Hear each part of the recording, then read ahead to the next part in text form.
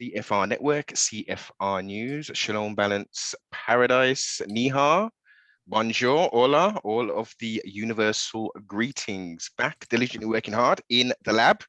Special guest with me, Christian X, adult entertainer, a whole host more. We're going to go deep into the mind, explore the human experience, and a whole lot more. Welcome to the broadcast, sir. Thank you. Thank you for carving out some time in your busy schedule. I think this will be an interesting one, sir. I think this will be an interesting one. I have, for the majority of the listeners, they'll know exactly who you are. But for the ones who are thinking, Christian X, I wonder where this conversation is going to go. Could you do us a favor and give us a very brief introduction, sir? Well, I've been in the business a little over 20 years as a performer, a producer, webmaster, site owner. I've done it all. So in every genre and all over the world. I'm in the Hall of Fame. I've won 5 AVN awards. I've worked for basically every company on the planet, and still doing it somehow. What some would class as a legend. Maybe a few people, but sorry about my bulldog in the background there. All good, sir. So before we get into your experience and your journey, we've all experienced quite a bit of a tumultuous sort of 2 years plus, and I refer to the as I dub it, the zombie apocalypse. Sure. How have you maintained? Has it been challenging? Have you won? What's that experience been like for you? It hasn't really affected me at all, to be honest. I mean, it's been business as usual basically the whole time, with the exception of a few, having to wear a mask on flights and stuff. But other than that, it didn't really affect me much. It actually was almost, I hate to say this, but the more people are stuck inside and can't get out, the more they do one thing, and that's buy porn sites. So yeah, it's been I was still filming, finding people to film. Nothing really stopped, so it really didn't affect me much at all, to be honest. I guess, as you said, you've highlighted, I guess it is a little bit of an inconvenience in regards to travel and that sort of stuff. But on the other hand, flights were really inexpensive. So any models that wanted to film, it was easy to get them to Vegas. Hotels were pretty cheap because there was nobody staying in them. So getting people here, wasn't a problem. Obviously, I got COVID twice, like everybody else in the world, but I didn't even know I had it. I had to go retest because I didn't think, I thought they were lying to me that I had it. So I had to retest, and then yes, it turned out I had it. So, and I gave it to my girlfriend. So that was always not good, but that's it. It's the only thing. Okay. So your brief stints with the old COVID, was that a mild experience or was it a bad experience? No, I didn't even, like I said, I didn't even know I had it. Wow. So it never affected me at all. You reckon that could have been a false positive, possibly? No, I think it's probably positive. I think I had real mild symptoms. I think I had mild symptoms. There's no way I couldn't have got it. I'm around too many people. Yeah. Contact. Yeah. And I guess you're a pretty healthy man, so it's possible. Yeah, maybe that's it. I just fought it off. Yeah, because when you're going to the gym, there's no way to avoid people. Exactly. Yeah. Very true. I mean, it's unfortunate because it has affected so many people in very much negative ways. But on the flip side, so many people have either took the time when they have been isolated to develop new skills, to reach out maybe to old friends or family members to really take that moment and maximize it, do some DIY in the back garden or something, fix the house up, just something, rather than, as unfortunately a minority, just literally curled up in a ball and just like didn't do anything, didn't maximize the time, didn't try and, they may have lost their job. Okay, well, what can I do? Can I do gardening? Can I do a handyman kind of job? Can I do something for myself rather than trying to find a job from somebody else kind of thing? Yeah, yeah. I mean, I tried to learn Spanish. Si, senor. I'm and trying myself. It was fun, learned a lot of words, but because I go to Mexico City to film at least once a year, so yeah, that was helpful. It was helpful. But yeah, I didn't really know a lot of people affected by it either, to be completely honest. Like, no one, I mean, you hear like maybe one random person was affected by it, but that's really it.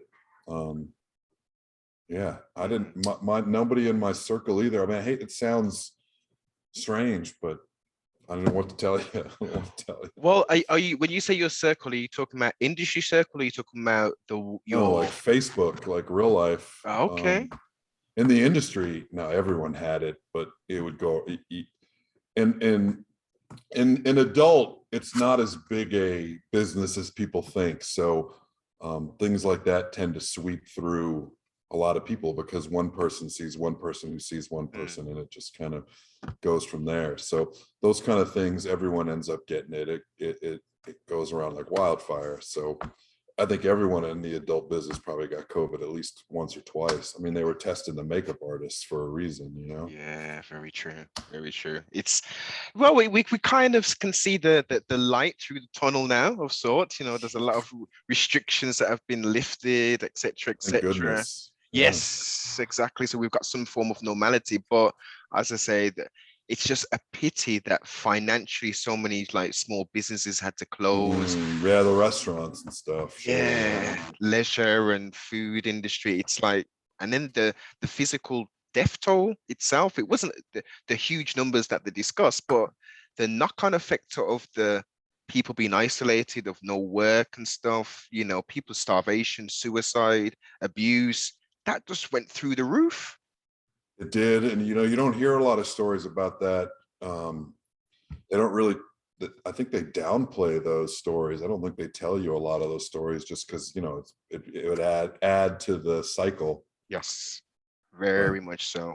You hear more about it in China, I think, where like the whole cities are locked down. And oh gosh, well, unfortunately, I don't watch. I try not to watch this kind of content, but I have seen the odd thing come my way, and people are literally jumping out from skyscrapers and stuff and flats. Or not only that, or like they're in quarantine and they can't take their dog, and they're killing the dog because they think that there's. Yeah. I mean, it's just like, Jesus. I mean, yeah. So those are the stories you're like, oh God, that's terrible. But that's the only thing you really hear about. Let's move on to something much more positive. Totally. Before we go on this one. Totally. So that was a nice segue, sir. You read my minds. Let's jump into the old DeLorean with Marty and Doc, and let's go back in time. I knew you'd laugh at that, you'd chuckle at that reference. Oh, it's funny, during the pandemic, when I couldn't leave the country, we drove to Lake Tahoe, which is about 7 hours away from Vegas, and there's the National Auto Museum, and they have a gold DeLorean. It's all gold. It's really cool. And I was like, man, I'd love to have that DeLorean. So when you said that, I thought about that DeLorean, like, man, I wish I had one. Definitely. So let's go back to your childhood. Where did you grow up? What state? I grew up in Texas. Oh, the great state of Texas. That's one of my favorite states. Is okay. City boy or country boy? City, San Antonio, big city. San Antonio. Okay, another excellent. Okay, all right. And what were we doing? What was you getting up to? Was it into sports? Was it sort of academic? Yeah, I played basketball in university, and I graduated with a degree in history, and then I went back and got another degree in secondary education. Okay. And so I had planned on being a basketball coach as a profession. And then so what was the history element of it? Was that just your own internal sort of thirst, or was that well, I'm a big reader. I've always been a big reader. I have a giant library. in my home. And so I was always into history because, like I said, I love to read. So I still enjoy it. Matter of fact, the greatest historian, in my opinion, is British, actually. And so he's my favorite. Anthony Beevor is his name, and he's my favorite author. So yeah, I had planned on being a basketball coach in college, and then realized that there's no money in it, and it was just a life. It would be a lifetime of living in really terrible places. Yeah. And on your way up. And then I transitioned to high school coaching and teaching history. I taught U.S. history for a couple of years in high school. Oh, And from for your U.S. history teaching. So at where does the start point of that history from American history? Is that like the 200 years? No, I wasn't a big U.S. history guy, to be honest. That's the only thing you could really teach. And okay, there's world history, but most history teachers teach U.S. history. Yeah. And so no, I'm a World War II guy. That's my favorite part of history. So I studied a lot of World War II. The mechanics behind it and the Exactly. yes. So like I said, Beevor is a World War II historian, and I got the chance to go to Russia a few years ago, and so they call it the Great Patriotic War, but their museum is, I think, better than the one we have in New Orleans. But yeah, it's an amazing museum. So yeah, I've tried to study as much World War II history as possible. Good. That's good to hear. That's good to hear. Have you thought about maybe writing your own sort of historical book? You know, it's funny. I have writing about history, writing about your life. I've looked into it many moons ago, but first of all, I don't have the time. And Yeah. so I don't really have the time. Maybe later on. I mean, everyone talks about, it's funny. Everybody in the adult business thinks that, hey, I'm going to write my memoirs and make $1 million. And actually, I have a collection of, I think I own every book that anyone in adults ever written. And there's really only like 4 or 5 good ones. The rest are just like kind of garbage, I guess. Not garbage, but just not good. And so when it comes to the adult industry, I mean, there's just not a lot of good ones. Well, what makes a good memoir, Christian? The way it's written, the content? Yeah, I think you have to have an interesting story. You know, Puma Swede has a book about her career. No one cares. Tara Patrick, it's not good. But then someone like Jenna Jameson, you got something there because she's lived a more interesting life, I guess, inside and outside of the adult business. Yeah. Asa Akira has a fantastic book. You know, different people. There's a guy named Logan Pierce who actually has a good book about getting into the business. You know, there's different people have written good ones and different, you know. Yeah. And I guess maybe some of them have an axe to grind, which is almost interesting as well. Like Penny Flame.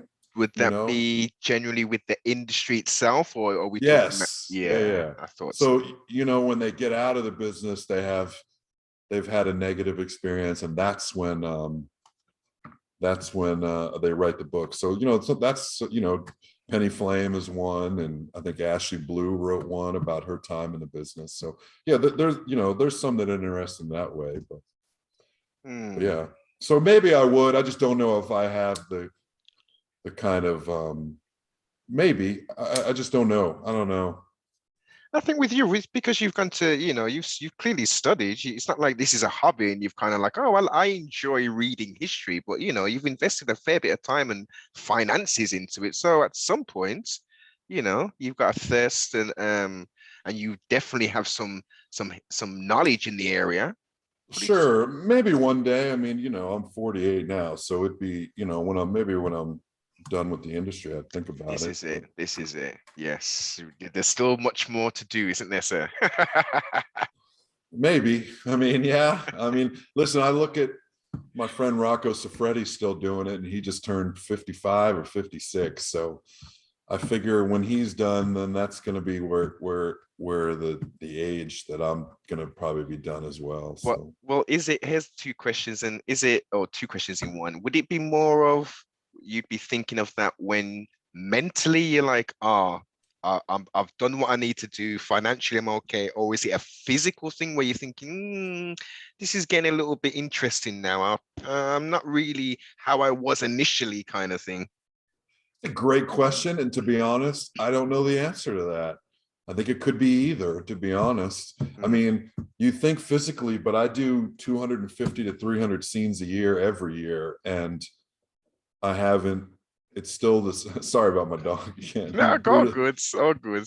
Brutus is, anyway, yeah, so I don't know if physically or that's a good question.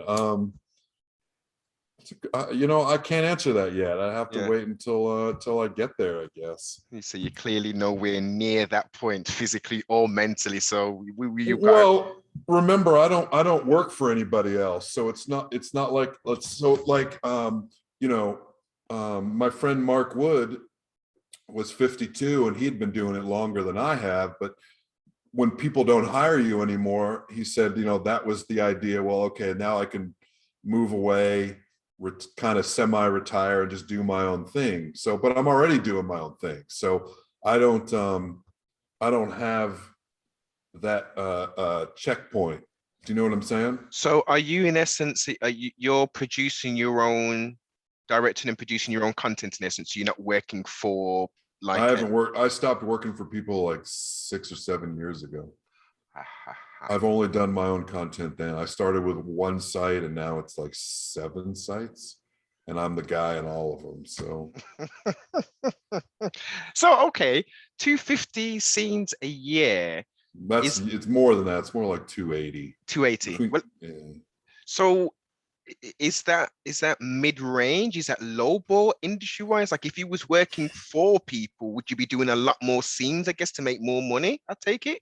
Well, I think there's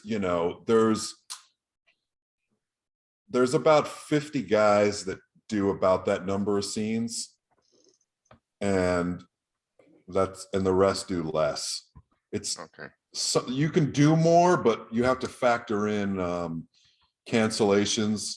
So there's 365 days. So let's say you work every day, but cancellations, you're going to get chlamydia or gonorrhea and be out for a week or two.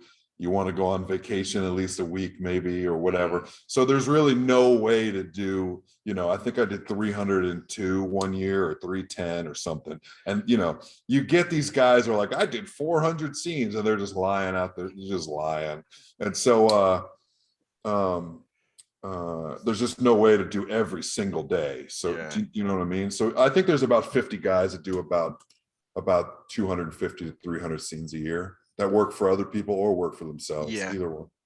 So what about multiple scenes per day? Well, yeah, of course. You factor those in too. Yeah, I do. Yeah. I can do 2 a day every other day. Okay. Yeah. Maybe if I was, in my 20s, I could do 2 a day every day. And I've done it before. I've gone to Thailand and done two, years ago, but it's been a while. Yeah. So the idea, what was the sort of the moment where you thought basketball coaching and this I'm not going to get anywhere? Was it did you see someone in that position that wasn't really doing that good, or? So let's see. I was teaching in 2000, but in 97 I was on vacation and I had met a porn star and her name was Lavette. She was an old school. She was a real tiny blonde with massive fake tits. And we happened to be in the same hotel at the same time. And we ran into each other and we kind of hit it off. We had a conversation and she was feature dancing. She told me to come see her. I went to see her. We talked a bunch. We may or may not have started fucking in that hotel. And we actually dated for a year. So I spent a year while I was teaching and I went to the Night Move show in Tampa. She came to San Antonio. I went to LA.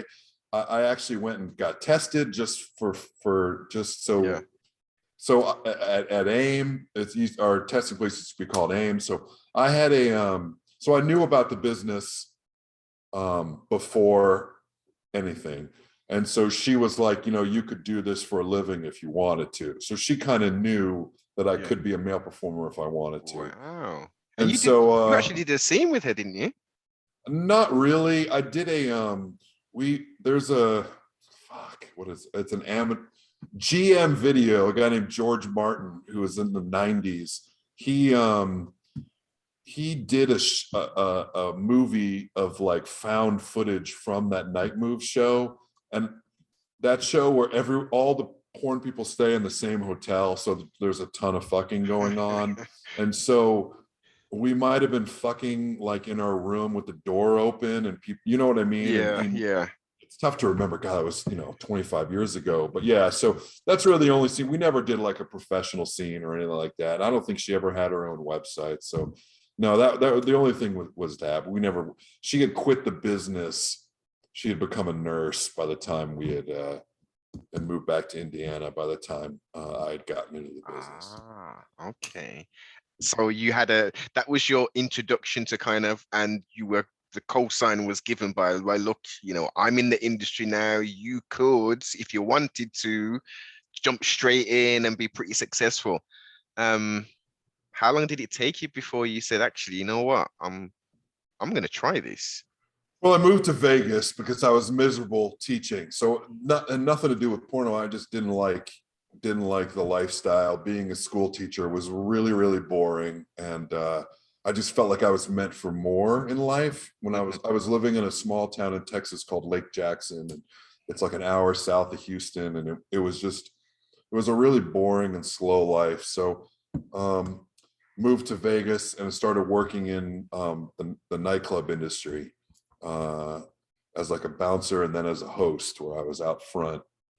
Bouncers kick people out, hosts let people in. So you're enticing people into the establishment in essence. Sort of, more like shaking them down to get in, but one or the other. So and then but the nightclubs aren't open 7 days a week. They're only open 4 or 5 days a week, or some of them were the ones I worked at. So I had all this free time, and I thought, I can make some extra money by doing porno. So I was trying to make extra money. Like 100% of the people get into the adult industry because they need money. That's the only anyone who says they got into porno for any other reason besides financial is like the worst kind of liar, because it's just stupid to say anything other. I love sex, or I was tired of running my own business. It's just ridiculous. It's like, come on, you got in there because you needed money. We all did. That's why we did it. So and that's what I did, and there you go. Now I'm still fucking doing it. You're still in the game. And I guess back then, this was this is early stages of the internet, Very early. Very early stages. So how was it like ads and stuff, or did you already have a link to be able to get into the industry? No.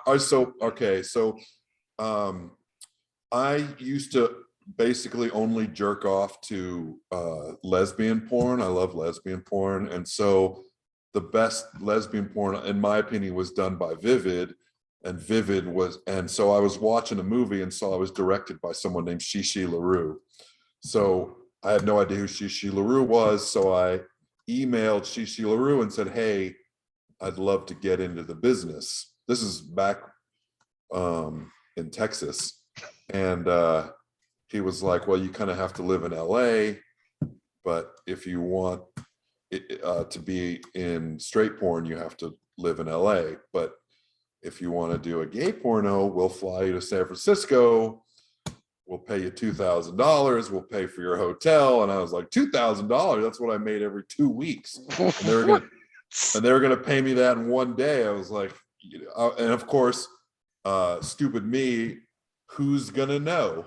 Who's gonna know? I'll use a fake name. No one will know, which is the dumbest thing I've ever said in my entire life, because of course everyone's gonna know. So yeah, I went to San Francisco, did a scene, and there you go. So your very first scene, so you popped your cherry on a gay scene, Well, all right. I had, well, like I said, I was on that amateur video with Levette, and a year before, in 2000, I had met some trans girls who had their own sites, Alana Starr, Foxy Angel, and I had shot for them where they paid me like $200 to film with them. So, and so it was really trans, but the real, like, an actual like pro scene, yeah, it was gay porn first, yeah, with Falcon Studios or Video, I think it were Studios, yeah. Okay, Which was so weird because I had never been with a guy before. well, And like I said, I had been with trans girls, so he was like, "We'll get you trans porn to jerk off to offset so you can get hard." hey, Yeah, they thought it was hilarious because they weren't they were used to gay guys and they were used to straight guys, but they weren't used to trans attracted guys. So it was really funny to them, and they loved it. They loved it. So, and so I take it this has been something you pretty much always have been into, transsexual. yeah, I got into it. Yeah, I mean, right after I finished in university in '97, I think was the first time I met a trans girl at a bar, and I love big fake tits. I've always Okay, have, and yeah. so most trans girls, especially back then, had big fake tits. So I was like, let's do it. And turns out it was fun, and I liked it, and I was attracted to him, and I just never really stopped, I guess. So yeah. So okay, this is very interesting. So based upon the various, so that's in essence, that's three different genres, isn't it? That you're. It is. So you are, I guess, would you be, I guess, classed as like highly sought after in the industry because you'll be classed as very versatile. Yeah, that's not a good thing. Wasn't considered a good thing until about 2 or 3 years ago. Ah, so it was frowned. Okay, industry wise, that you were like a nightmare then, in essence. Um, no, so you'd think the adult industry would be sex positive, and they'd have less of a hang up on that sort of thing, when in reality it's the opposite. It's stigmatized even worse than in society. So I was called, because again, I didn't like men, so I didn't want to be in gay porn. So after doing maybe 10 scenes in gay porn, I wanted to do straight porn. So I started looking for jobs in straight porn and started doing straight porn. So once I got into straight porn, really in like 2003 or so, that's when it all started. When I learned that it wasn't going to be wine and roses for me in terms of my career. So suddenly I was going to give people AIDS, and I was gay, and I was dangerous to their health. And Now, was this from the actresses yeah, themselves? Oh dear. yeah. But to be fair, it wasn't the actresses themselves. Those girls didn't know their heads from their assholes. They're brand new, young. They didn't give a shit. They knew when they were getting to porno, they were fucking everybody. Yeah. It's really the boyfriends, agents, parents, pimps, whoever, whatever man is in the girls' lives. It's those guys who are like, don't work with this guy. He's gay. He's, you know what I mean? Yeah. That kind of thing. But the So weird that's what thing, it I mean, was. I get it. I can kind of understand that, but based upon you being in the industry, it's rigorous testing. Rigorous I mean, testing. I got the same test you do. I've tested the same day as you do. It's like, I just worked yesterday. I'm working tomorrow. It doesn't make it. It's just really nonsensical. But again, and again, you have to understand a few things. People think the adult industry is like a big community of people, when really it's all singular people fighting for their own piece of the pie. Yeah. So it's on its face, it's a collaborative business, but in real life, it's a lot more adversarial. So if I'm doing a scene, there's always a guy out there that wants that scene. You know what I mean? Yes. I should be doing that scene, not this gay guy. Yeah. You see what I mean? Yeah. And I gave people a real easy reason to try to get me off of those scenes. What do you mean? I'm not hiding the fact of what I'm doing. I was just doing it. So if you didn't want me to work, if you're trying to get my scene, you just tell everyone that, listen, he's dangerous to your health. Yeah. He's you know what I mean? He's a bad guy. And so and as you rolled, well, I guess, I mean, as you say, the last 2-3 years, you say that's pretty much changed. I mean, so somewhere around, I don't know, 4 or 5 years ago, it became kind of cool. So there were a lot of really beautiful trans girls that entered the business and became popular. And Brazzers, Mind Geek, started a trans site called Trans Angels that shot a lot of these beautiful trans girls. So somewhere in there was a merging, Joey Silvera too, of Evil Angel, of popular cis girls and trans girls together in scenes. What's a Cisco? Just a